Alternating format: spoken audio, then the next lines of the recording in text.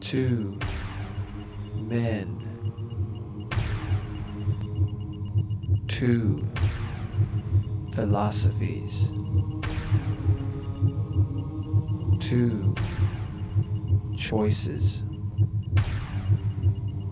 1 decision. You decide.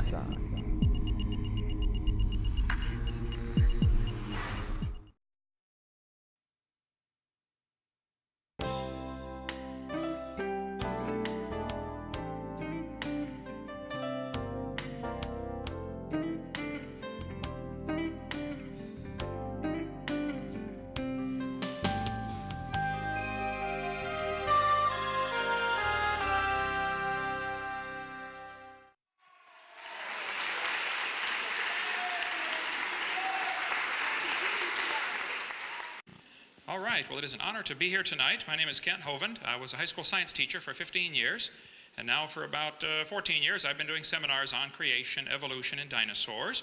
I don't like sneaking up on anybody, so I'll tell you right now what I believe. I believe the Bible is literally true and scientifically accurate. I believe the evolution theory, as it's being presented in our universities, is one of the dumbest ideas in the history of humanity, and that's what we're going to talk about tonight. Evolution is not science. That's my contention. Now, before we get too far into this, we need to define a couple of terms, I guess. I have nothing against science. I taught science for years. I like the subject of science. But there is some poison mixed in with our science books. And that's all I'm concerned about. There are some lies that are used over and over and over and over to promote this evolution theory. Science is things that we can observe and study and test and demonstrate. Nobody's ever observed any evolution. Nobody's ever seen a dog produce a non-dog. Now, if you want to believe it happened, that's perfectly fine, but that now becomes part of your religion. That is not part of science. Science is things we know by observation, testing, and demonstration. Now, Florida has a law that requires textbooks to be accurate. All instructional material shall be accurate. Texas has a law that says instructional materials shall be factual, and theories shall be clearly distinguished from facts. Wisconsin has a law that says textbooks shall be accurate. Alabama has a code that says textbooks shall be adequate and current. I think these are all very reasonable laws, by the way. California has a law that says textbooks shall be factually accurate and reflect current and confirmed research. My contention is there is no current and confirmed research that supports the evolution theory. Evolution is not part of science, which is what this debate is about. This textbook says evolution is a fact. It says the evidence to support evolution is based on fossils, traces of evolutionary history in existing organisms, continental drift, direct observations of change, and the experimental production of new species. Well, first place, we'll go through each of these later on, but there's no way any fossil could possibly count as evidence for evolution. I mean, if you were in a court of law and you brought a bone you found in the dirt into the judge and said, "Judge, this bone is the ancestor of everybody today," well, they'd laugh at you. You can't prove that bone had any kids. You sure can't prove it had different kids. And why on earth would you think a bone you found in the dirt can do something animals today cannot do, which is produce something other than their kind? So fossils absolutely cannot possibly count as evidence for evolution because it is impossible to demonstrate that they had any kids that lived. You might believe that they're ancestral, but that's now not part of science. Science is what we can observe and test and study and demonstrate. Evolution is the other word that needs to be defined. Evolution has at least 6 different levels. Now, I read some of the stuff that Dr. Weisenberger wrote in some letters to the editor in the past, and this has happened. I've had 75 debates now, and in the last 10 years especially, they've worked very hard to focus the definition of evolution on only changes within the species or between species. I think this is a little bit deceptive, as I'm going to share with you tonight. Actually, there are 6 essential levels that would all have to take place in order for evolution to be true. First, we'd have to have cosmic evolution. Somehow, you have to have the origin of time, space, and matter. Before the matter can get together and make life, there has to be the matter. So how did the matter get here? Where did the energy come from? Where did the laws of nature come from? Those are all essential steps that they are included in the textbooks as part of evolution theory. But during debates, it's very frequent for the debater to say, well, this is not really what evolution is about.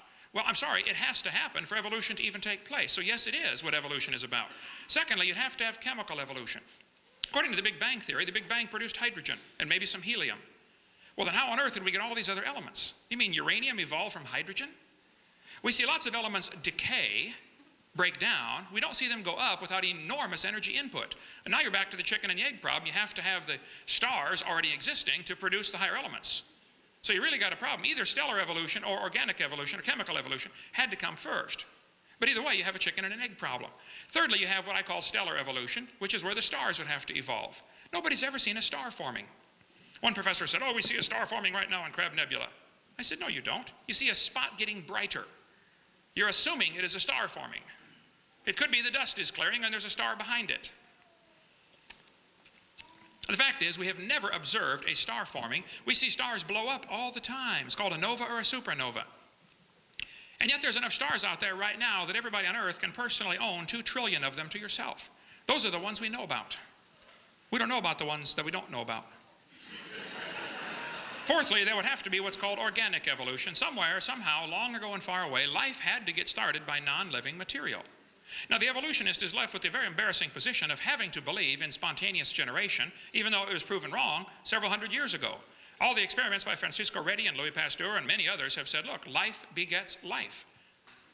Life does not come from non-living material. One student was sitting in the audience one time, and his question for me during the question time was, Dr. Hovind, if scientists ever make life in the laboratory, what are you going to say then? I said, well, first of all, they are a long ways from coming to that. They can barely make a few amino acids, okay? Secondly, if a bunch of intelligent scientists do produce life in the laboratory, then I would say that that proves that it takes intelligence to make life, which is what I've been saying all along, okay? But the evolutionist really is left with, I think, the very embarrassing and totally anti-intellectual position of thinking that life came from something that was non-living long ago and far away. Why could it happen only once? 3.5 billion years ago. Why isn't it happening commonly, frequently? Fourthly, we have what's called organic evolution. That's where life gets started. Fifthly is macroevolution. That's where an animal changes from one kind to another. Nobody's ever seen this. The Bible says the animals bring forth after their kind, and so the definition of kind would be those that are able to bring forth. A dog and a wolf can mate and bring forth offspring. A dog and a banana cannot. So in some cases, it's very obvious what are the same kind. In other cases, it's not obvious what exactly was the original created kind. And I think that's a valuable field of research that's worth doing. What were the original kinds? Probably the horse and the zebra descended from a common ancestor. That doesn't mean the horse and the pine tree descended from a common ancestor. So macroevolution is where you change from one kind to another. Nobody's ever seen that. Lastly, we have what's sometimes called microevolution. I object to this term. I think it's confusing because it's not really evolution. It's just a variation of the same kind of animal. But if you want to call it microevolution, I'll buy that with the qualification that I object to that, because it's really just a variety within the same kind. The first 5 steps that would have to take place are actually totally religious. Now, the professors that promote evolution are always trying to focus the attention on microevolution, where there are millions of examples. I mean, I agree, this one happens. There's no debate. Variations happen. The question is, are they limited or unlimited? And I think the obvious observations for the last 6,000 years of human history tell us variations are limited. You might get a big dog or a little dog, but you get a dog every single time. No exceptions. According to the Big Bang Theory, though, the Big Bang teaches 18 to 20 billion years ago, there was a Big Bang where nothing exploded and produced everything. And 4.6 billion years ago, the Earth cooled down and formed a rocky crust. This is what the textbooks teach. Now, how some professors can say this is not part of evolutionary theory, I don't understand that, because it is part of evolutionary theory. It is an essential step. You have to get the Earth here before anything can evolve on the Earth.